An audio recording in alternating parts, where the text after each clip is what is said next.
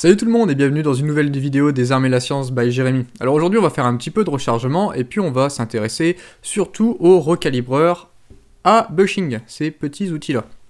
Donc on va apprendre un petit peu quels sont les avantages de ces outils à bushing sur les outils standards, qu'est-ce qu'ils apportent de plus. On va un petit peu aussi apprendre à comment sélectionner ces bushings, parce que comme son nom l'indique, on a besoin d'acheter des bushings, donc je vais expliquer déjà comment ça marche et comment on les sélectionne.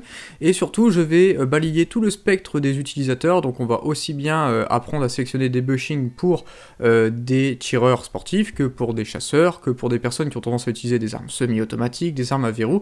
On va vraiment balayer large pour que tout le monde soit content, tout le monde puisse trouver les bushings qui lui vont bien. Allez, c'est parti! Donc on va commencer par présenter le produit, tout simplement ce sont des recalibreurs, donc il en existe tout un tas de familles, de différentes marques, on en a chez Reading, chez Forster, il y en a un petit peu dans toutes les marques. Alors ce que je vais utiliser aujourd'hui ce sont des outils Reading, mais attention c'est exactement le même principe pour tous les outils à bushing, ça ne change rien, la marque ne change rien. Donc pour chaque recalibreur, on a besoin de bushing. Donc ce sont tout simplement des petites pièces usinées, donc des petits cylindres qui vont nous permettre de recalibrer le collet. Donc les bushings sont souvent vendus comme ça dans des petits sachets, donc à chaque fois on achète un bushing à un certain diamètre, et je vais apprendre comment on sélectionne ces bushings. Donc n'oubliez pas surtout un outil à bushing sans bushing, ça sert à rien. Donc ça sert à rien d'acheter votre outil si vous faites les radins et que vous vous dites je vais pas prendre de bushing, enfin c'est un peu bête entre guillemets. En plus de ça, on va voir dans la vidéo que c'est intéressant d'avoir plusieurs bushings pour pallier à certains phénomènes, et on va expliquer un petit peu ces phénomènes dans la suite de la vidéo. Donc parlons maintenant des avantages des outils à bushing. L'avantage des outils à bushing, comme son nom l'indique, les bushings vont permettre, en les changeant, de changer la tension de collet, puisque le bushing c'est la petite pièce métallique qui va nous permettre de rétreindre le collet. Donc comprenez bien que plus on aura un bushing d'un diamètre faible, plus mon collet du coup va avoir un diamètre faible. Donc du coup on est capable de changer la tension de collet grâce à ça.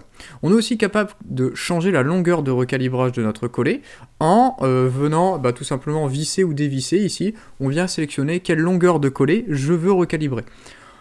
A contrario avec un outil standard vous passez votre étui dedans, tout le collet est recalibré. Là vous êtes capable de choisir si je recalibre la moitié, un quart, trois quarts, tout, c'est vous qui prenez la décision. On va expliquer dans la vidéo un petit peu comment on prend cette décision et qu'est-ce que ça vient apporter comme avantage. Si on vient compléter ce jeu d'outils grâce à un shell holder de compétition, on est aussi capable de gérer la feuillure, tout comme sur un outil standard, ça ne change rien. Et je vais parler dans la vidéo d'un petit élément à l'intérieur de tous les outils de recalibrage qu'on appelle l'expander ball. Donc je vais vous expliquer si on doit l'utiliser, dans quelle mesure, et un petit peu qu'est-ce que ça vient faire lors du recalibrage. Donc on va commencer par parler de tension de collet, puisque finalement l'avantage de ces outils c'est notamment de pouvoir faire varier notre tension de collet. D'abord on va définir qu'est-ce que c'est que la tension de collet. Bon, normalement tout scientifique qui se reconnaît entre guillemets c'est qu'une tension normalement c'est une force et c'est exprimé en newton. Sauf que nous, dans le domaine du tir, on n'est pas très scientifique malheureusement, et on appelle la tension la différence de diamètre entre la balle montée et l'étui sorti du recalibreur. Comprenez bien que du coup plus cette différence sera importante, plus lorsque je vais insérer ma balle je vais dilater l'étui, et donc plus j'aurai une force importante qui va venir clamper la balle dans l'étui. Donc c'est cette tension là qu'on va venir faire varier avec nos bushings. Alors, on va bien faire attention, cette tension, on doit la sélectionner en adéquation avec l'utilisation de la munition dans l'arme qu'on a choisie. C'est-à-dire que si je suis un tireur sportif et que je vais tirer juste au stand, ça sert à rien d'avoir une très grosse tension de collet. Pourquoi ? Tout simplement parce que mes étuis, mes munitions vont être transportées dans de bonnes conditions, elles vont pas être claquées dans tous les sens, il n'y a aucun risque que ma balle vienne bouger lors du transport. Donc pas besoin d'avoir une tension très élevée. Pour les munitions qui vont plutôt être destinées à la chasse, là en revanche, elles risquent d'être un petit peu manipulées un peu plus vigoureusement, entre guillemets, elles risquent d'être claquées, et donc du coup on met une tension de collet un petit peu plus importante, et encore pire pour les semi-automatiques, on a tendance à mettre une très grosse tension de collet. Pourquoi ? Parce qu'il faut bien imaginer que lors du tir, à chaque fois, donc du coup on a le recul, et ce recul vient faire quoi ? Il va donner une petite tape à l'avant de la balle, qui aura tendance, s'il n'y a pas assez de tension de collet, à faire rentrer la balle dans l'étui. Conséquence, eh bien, qu'est-ce qui va se passer? Je vais me retrouver avec au fur et à mesure une diminution du volume interne. Qui dit diminution du volume interne dit augmentation des pressions, dit si trop grosse augmentation de pression, bah vous allez vous faire péter la gueule. Donc du coup, attention, on choisit bien la tension de coller en fonction de l'utilisation de la munition. Donc, pour le sport, on va avoir tendance à prendre une tension de coller de l'ordre de 1 millième de pouce, voire 2 millièmes de pouce si on n'a pas trop confiance. Les armes de chasse, ce sera plutôt 2 à 3 millièmes de pouce, et le semi-automatique, on a tendance à faire entre 3 et 5 millièmes de pouce. Pour vous mettre un petit peu en illustration ce que je vous ai dit par rapport à la dangerosité dans les armes automatiques, bien là j'ai un petit post qui avait été posté sur Facebook et la personne avait demandé de la partager pour un petit peu divulguer tous les risques qu'il y avait autour de ça. Le monsieur avait rechargé du 45-70, donc attention, c'est un calibre sans coller, donc du coup on ne peut pas faire de tension de coller, il n'y a pas de coller. Donc qu'est-ce qu'on vient faire? On vient du coup venir faire un sertissage sur l'ogive pour qu'il y ait bien une bonne tenue dans l'étui. Et donc du coup, il avait oublié de faire ça, et donc au fur et à mesure des tirs, sa balle avait reculé dans l'étui, jusqu'au moment où bien elle avait tellement reculé qu'il y a eu trop de pression, et du coup, lors de tir de cette munition-là, il s'est fait exploser la main. Donc du coup, faites bien attention quand vous tirez dans des armes semi-automatiques, ayez une tension de coller suffisante. Il y a une technique pour vérifier si vous ne vous faites pas avoir. Vous tirez 2-3 munitions, vous enlevez votre chargeur, et vous mesurez toutes vos balles, et vous vérifiez que par rapport à initialement, avant l'introduction dans le chargeur, si vous n'avez pas de variation de longueur. Si vous avez une variation de longueur, ça veut dire quoi? À chaque coup, la petite tape à l'avant de la balle la fait rentrer, donc du coup c'est dangereux. D'accord? Donc si c'est dangereux, qu'est-ce que vous faites? Vous choisirez un bushing qui sera encore plus petit pour avoir plus de tension et pour pas vous faire péter la gueule. Alors, tous les outils à bushing vont vous être livrés, donc comme ils sont présents ici, donc l'outil plus un expander ball. Donc c'est ce qu'on connaît sous le nom d'expander. Alors, généralement, on s'en sert surtout pour venir faire le désamorçage. Personnellement, je ne fais pas le désamorçage en même temps que le recalibrage, donc déjà, j'en ai rien à branler de la présence de l'aiguille au bout. Et en plus de ça, moi je m'en sers pas, parce que comme vous voyez, mon outil n'a pas d'expander ball. Donc je vais expliquer la différence entre utiliser ou non l'expander ball, et comme ça vous prendrez la décision si vous décidez de l'utiliser ou non. Alors déjà, quand j'utilise l'expander ball, qu'est-ce qui se passe? On va faire un petit peu la cinématique du mouvement. Je mets mon étui sur le shell holder, j'abaisse mon levier, j'ai une résistance. Cette résistance en bas, c'est quoi? C'est du coup le collet qui est restreint par le bushing. Ensuite, quand je relève mon levier, l'étui descend et j'ai de nouveau une résistance. Cette résistance, c'est quoi? C'est le collet qui passe dans l'expander ball. Et donc du coup, il va augmenter un petit peu le diamètre de mon étui. Donc déjà, on travaille plus le laiton quand on utilise ça, puisque on rétrécit en montant et on réélargit en descendant. Tous les mouvements de laiton, à force, c'est pas très bon. On va avoir tendance à bouffer la durée de vie de l'étui. Alors, en plus de ça, ce que je trouve un peu dommage si on utilise l'expander ball, c'est que on détermine un certain bushing pour avoir un certain diamètre au niveau du collet, mais le petit garçon là derrière lui, il vient tout niquer entre guillemets, puisque en fait, en utilisant l'expander, on va augmenter le diamètre de l'étui. Et ça, de combien? On peut pas forcément le savoir à l'avance, il faut faire des essais, et en fonction des essais, on fait les calculs pour réussir à trouver le bon bushing. Donc déjà, souvent, c'est rare de trouver du premier coup le bon bushing quand on utilise ça. En plus, au niveau des efforts, c'est un peu chiant parce que je dois appuyer quand je suis en bas, et puis je dois remettre de la force en montant. Donc à force, c'est pas très agréable. En plus, moi, comme vous voyez, ma table, c'est pas du super solide, j'aurais dû faire un petit peu plus costaud que ça. Et donc du coup, ça trempe dans tous les sens, en descendant et en montant. Donc ça m'emmerde un petit peu. Et par contre, l'avantage, parce qu'il faut bien qu'il y ait un avantage, parce que vous savez bien que sur tous les outils, chaque fois, les outils de recalibrage sont toujours fournis avec ça. Et pourquoi on met ça? Tout simplement parce que du coup, si jamais il y a un défaut d'épaisseur du collet, ce défaut va être envoyé vers l'extérieur, puisque la dernière étape, c'est l'étui qui vient passer par l'expander. L'expander, qu'est-ce qu'il va faire? Il va rendre du coup la surface interne du collet parfaitement circulaire. Et donc tous les défauts vont être envoyés sur l'extérieur. Donc vous comprenez bien que quand vous allez siéger votre ogive, du coup vous aurez de belles surfaces, vous aurez un beau cylindre. Si jamais vous n'utilisez pas l'expander ball, s'il y avait un défaut, il sera envoyé à l'intérieur. Petit problème. Donc très rapidement, on va faire la cinématique sans l'expander ball, ça va aller vite. Je monte mon étui dans l'outil, j'ai une petite résistance parce que du coup mon collet est restreint, je sors, plus aucune force, terminé.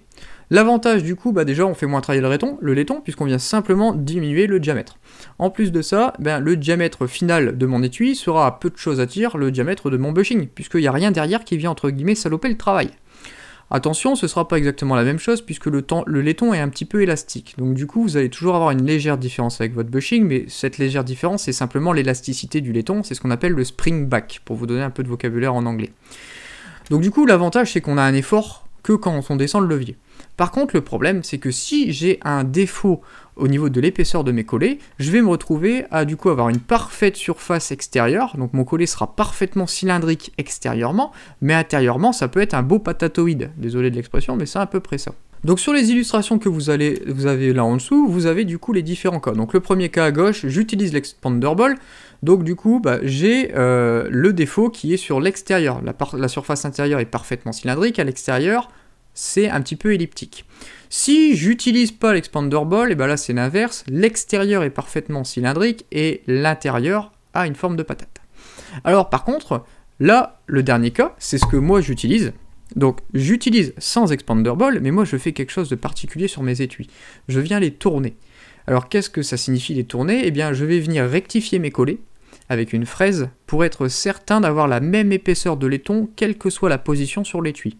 En faisant ça, je sais que j'ai la même épaisseur partout, et que donc si je viens le passer ici, j'aurai une parfaite surface cylindrique extérieure, mais ayant la même épaisseur partout, j'aurai une parfaite surface cylindrique intérieure. Et donc du coup, je viens de gommer le défaut de l'utilisation de l'expander ball, de ne pas utiliser l'expander ball, en venant tourner mes collets. Alors attention, ça prend beaucoup de temps, c'est chiant, en plus de ça, ça nécessite pas mal de boulot, donc c'est pas tout le monde qui serait prêt à faire ça, et puis c'est parce que je suis, entre guillemets, je pousse la précision à l'extrême, dès que je sais que je peux gagner quelque chose, je le fais, même si ça me prend 10 heures, je le fais. Donc pour que tout le monde soit un petit peu d'accord, je vais faire un petit résumé. Si vous ne tournez pas vos collets, je vous conseille d'utiliser l'expander ball. Malheureusement, vous allez un tout petit peu diminuer la durée de vie du laiton, pas grand chose, mais au moins vous aurez de meilleures concentricités au niveau de vos étuis. Par contre, si vous tournez vos collets, ça là, poubelle, ça fait pire que mieux. Donc si vous tournez vos collets, ce petit truc là, vous le mettez dans la petite boîte et il sort plus de la boîte. Donc maintenant, je vais vous montrer une petite vue, une petite coupe en 2D du coup de l'étui qui est dans l'outil. Alors ce que vous voyez, on a le shell holder en bas en bleu. Voilà, vous utilisez le shell holder que vous voulez. Là j'ai mis de compétition parce que personnellement j'utilise plus que ça, je suis vraiment amoureux de ce truc, c'est vraiment génial. Ensuite, l'outil est en vert, l'étui est donc en couleur laiton, et ce que vous voyez, c'est que le bushing, je l'ai aussi mis en couleur laiton, souvent il est de cette couleur-là, des fois il est couleur acier, ça dépend du traitement de surface que vous avez choisi, je vais pas trop en parler de ça. Mais du coup, ce que vous voyez, c'est qu'en fonction de comment je viens visser la partie supérieure, eh bien j'ai une butée supérieure au niveau de mon bushing. Et donc, plus je vais visser, plus mon bushing va descendre bas et plus je recalibrerai une grande longueur de mon collet. Donc là par exemple dans l'illustration on voit que le collet n'est pas entièrement recalibré puisque j'ai un petit décroché au niveau du collet et ce petit décroché eh bien c'est tout simplement parce que le bushing ne va pas descendre aussi bas, ne va pas recalibrer la partie inférieure et cette petite partie qui aura un diamètre supérieur, ça va être très intéressant pour nous, c'est ce que je vais vous montrer dans la prochaine illustration. Donc voilà, on va s'intéresser maintenant à quelle longueur de collet je dois recalibrer. Et vous voyez donc dans l'illustration en bas à droite, c'est une vue, c'est un gros zoom au niveau du collet. Donc en haut c'est la chambre, en bas c'est la balle, et puis entre les deux c'est le collet. Vous voyez que du coup j'ai une partie du collet qui n'est pas recalibrée. Et en fait cette partie du collet, qu'est-ce qu'elle fait? Eh ben, elle a l'avantage d'avoir déjà subi un tir, donc ayant déjà subi un tir, elle a déjà pris la forme de la chambre, et donc vous allez vous retrouver avec pile poil la forme de la chambre pour cette petite surface. Et ça a un super intérêt, ce phénomène. Qu'est-ce que ça va faire? Eh bien ça va faire que vous allez avoir un centrage de votre munition par rapport à votre chambre, puisque oui, ça va être pile poil aux bonnes dimensions de votre chambre. Donc vous ne pourrez pas avoir de jeu dans votre étui, dans votre munition, et donc du coup vous aurez une parfaite concentricité entre votre munition et l'axe de votre canon. Donc du coup ça c'est génial et on gagne énormément de précision à avoir ce phénomène. Imaginez que si j'ai une grosse différence entre le diamètre de mon collet avec la balle et le diamètre de ma chambre, et bah tout bêtement, qu'est-ce qu'elle va faire? La balle, elle va tomber. Avec la gravité, elle va se mettre en bas. Donc, votre balle étant en bas de votre chambre, vous allez du coup avoir l'axe de la balle qui va être comme ça et l'axe de votre canon qui va être là. L'axe de votre balle sera toujours plus bas que l'axe de votre canon. C'est problématique. Comment voulez-vous que ça parte parfaitement droit comme il faut, si déjà, de base, vous avez un décalage au niveau de l'axe de votre munition et l'axe de votre canon. Donc le fait d'avoir ce centrage dans le bas du collet va énormément gommer ce problème de concentricité. Et maintenant, le moment que tout le monde attendait depuis le début, je suis désolé, j'ai été lent, mais j'ai fait exprès de le garder pour la fin pour que tout le monde reste, c'est comment choisir ses bushings. Alors, déjà, on vient prendre comme référence toujours le diamètre de la balle montée, c'est-à-dire que vous prenez un étui, vous venez du coup monter une ogive, et vous venez mesurer directement ici, hop, le diamètre de votre balle montée. D'accord ? Donc une fois que vous avez mesuré votre diamètre de votre balle montée, bah vous ce que vous voulez c'est un certain serrage, une certaine tension. Donc vous allez soustraire la tension de collet que vous voulez. Donc je répète, si vous faites du sport, une tension de 1 millième à 2 millièmes c'est bien. Pour de la chasse, 2 à 3 millièmes. Pour du semi-automatique, 3 à 5 millièmes. Ensuite, n'oubliez pas que, ok, quand vous allez le passer dans l'outil, vous allez avoir du coup tendance à le rétrécir, mais dès qu'il va sortir, pouf, il va reprendre un tout petit peu sa forme. Donc il y a un petit peu d'élasticité. Donc il faut toujours viser un petit peu plus petit que ce qu'on veut, parce que l'élasticité a toujours tendance à refaire augmenter le diamètre. Donc du coup, on vient aussi diminuer le diamètre dû à l'élasticité. En général, on prend 1 millième. C'est ce que tout le monde prend. Alors, d'où ça vient? Bah, à mon avis, c'est juste des essais qui ont prouvé qu'en général, c'était 1 millième. Moi, j'ai vérifié sur ma 6,5 47, c'est exactement ça. J'ai un bushing à 287, et quand je sors, je suis à 288. C'est-à-dire que je l'ai rétréci à 287, et puis en sortant, pop, il a remonté à 288. Hop, on termine. Donc du coup, ça va nous donner le diamètre de notre bushing. Donc on va faire un exemple. Donc, la balle que j'ai ici, quand je mesure le collet, je vais essayer de vous le montrer en live. Je sais pas si on va voir la caméra. 0,289. Ok? Donc ce 0,289, c'est ma balle montée. Je fais du tir sportif. Moi, tout est dans des boîtes. Comme vous voyez, tout est entreposé dans des boîtes comme ça. Là, il n'y a pas de mousse, mais d'habitude, il y a de la mousse. Donc ça risque vraiment pas grand-chose lors du transport. Donc je vais mettre une tension de collet très faible. En plus de ça, j'alimente même pas par chargeur, moi. Je mets mes balles une par une, donc le recul va pas faire pousser mon ogive, donc vraiment moi la tension de collet, il faut vraiment qu'elle soit minime.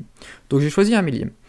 Je choisis aussi, mais ça j'ai pas trop le choix, 1 millième d'élasticité du leçon, et donc quand je fais le calcul, bah 289 moins 0,01 moins 0,01, je trouve 287. Et bah du coup, c'est bien ce que j'ai fait, hop, j'ai bien acheté le bushing, alors voilà, je sais pas si vous verrez, hop, bon, on le voit à peine, allez, fais le focus, 287, vous voyez bien? Et donc voilà, c'est comme ça que j'ai choisi mes bushings. Alors, on va maintenant aller encore un petit peu plus loin pour vous expliquer qu'il faut quand même prendre plusieurs bushings. Alors pourquoi on prend plusieurs bushings généralement? Vous voyez là, moi j'en ai pris 3. Pourquoi j'en ai pris 3? Tout simplement parce qu'il faut imaginer qu'au cours de la vie de votre étui, le laiton va vraiment travailler, il va passer son temps à faire ça, le collet, et au fur et à mesure, il aura de moins en moins de force, de moins en moins de capacité à tenir votre balle. Donc du coup, ce qui se passe, c'est qu'au fur et à mesure de la vie de votre étui, vous allez avoir tendance à toujours diminuer le diamètre de votre collet recalibré.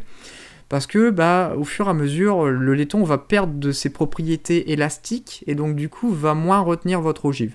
Donc là, pour l'instant, mes étuis ont 2 ou 3 coups en moyenne. C'est une nouvelle série. Donc du coup, l'élasticité est vraiment très bonne. Avec 1 millième de tension de collet, c'est largement suffisant.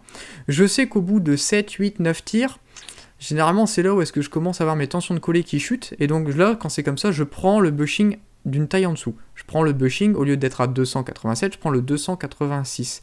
Et au moins, je me retrouve avec la même tension qu'avant. Tout simplement parce que le métal n'a plus les mêmes propriétés élastiques qu'il avait au début de sa vie. Donc voilà, les bushings ça coûte un petit peu cher quand même, c'est entre 15 et 20 euros, même 25 euros parfois. Malheureusement, il n'y a pas le choix, généralement on n'en prend pas qu'un. Vous pouvez tenter le coup, en prendre un, croiser les doigts pour pas vous être trompé. En plus de ça, j'oubliais une chose, c'est que ce que je vous ai montré là, c'est dans mon cas. Donc dans mon cas, je ne fais quoi? Je n'utilise pas d'expander ball. Si vous utilisez l'expander ball, n'oubliez pas que ce petit salopard va venir ruiner entre guillemets le travail de votre bushing. Puisque vous allez par exemple le recalibrer à 287 comme moi je fais, mais si je le repasse dans l'expander il va me le remonter. De combien? Je sais pas. Donc vous allez être obligé de faire des essais pour vérifier. Peut-être que 287 avec mon bushing, je le sors du collet, pouf, je suis remonté à 288, je passe dans l'expander ball, peut-être qu'il va me monter à 289.